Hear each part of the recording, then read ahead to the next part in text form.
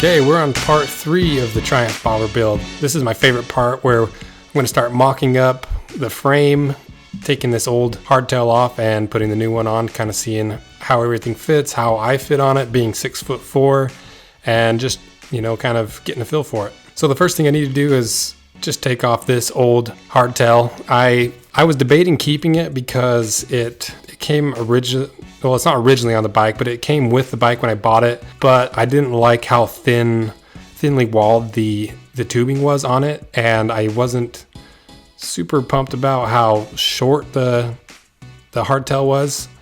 So I decided to swap it out with my other hardtail that I have, this purple one that I've got here.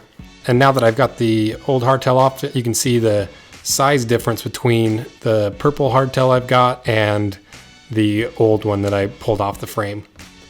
You can see it's quite a few inches longer, maybe 3 or 4 inches longer, and it's got a little bit more of a drop on it as well. But it also has, it's a lot thicker tubing. It's in a lot better shape. There's not as many holes drilled into it, and I just like the length better.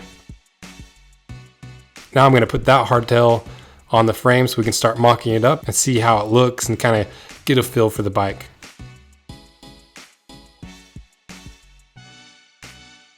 And then as I was trying to reinstall it, I realized that the bolts that I pulled out were misthreaded.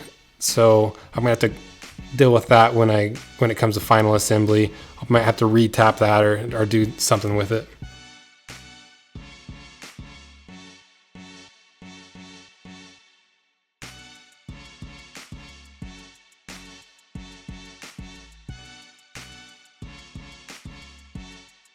Now I'm going to move to taking off this old set of forks. Like I said in the first video, I want to do a Springer because since I'm doing this all black, I don't want to have the shiny pop of the chrome tubes. So I'm going to put this Springer on it that I got.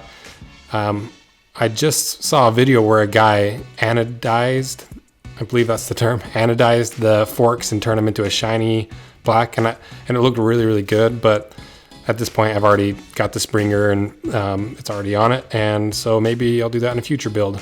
It looked really good. It was actually a video by the Bike Shed channel. I'll put a link in the description for their channel. It's awesome. They do highlights of a bunch of custom bikes, so check them out. They're really cool. And these forks are pretty beat up. If they were in better shape, I might have considered keeping them on the bike, but they were so beat up and they were in dire need of rebuild. I'll just hang on to them for a later build or eventually sell them or something. One thing I had to do to put this new Springer on the frame was swap out the races for the bearings and get new bearings, because the Springer it's a reproduction, I think, of like the knucklehead Springers that came with the old style of Harleys, and they have a different size of bearing and a different size of stem. And so I had to buy the kit from LOWBROW Customs and fit the new races and the new bearings into the headstock or the head tube.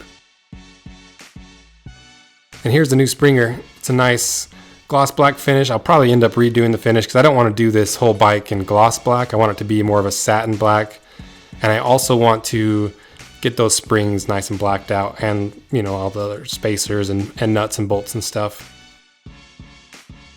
It's going to take a little bit of fitting and maybe some custom spacers to get the Springer to fit perfectly, but we'll get it figured out. I'm going to put the rear rim on. I believe I put it on backwards, but for the mock-up it doesn't really matter. And this is the last video I filmed in my old basement shop, and now everything I'm doing is in the new big leatherworking shop. I moved everything into there, so now hopefully the lighting will be better.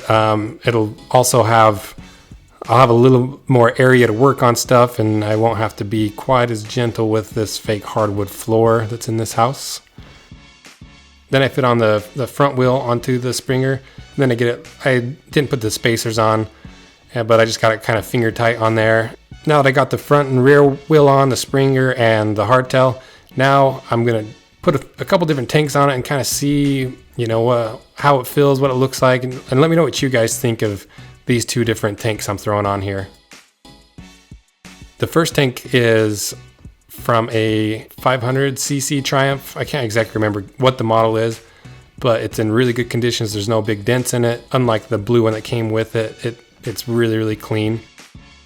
And then I got this other little tank from LOWBROW Customs.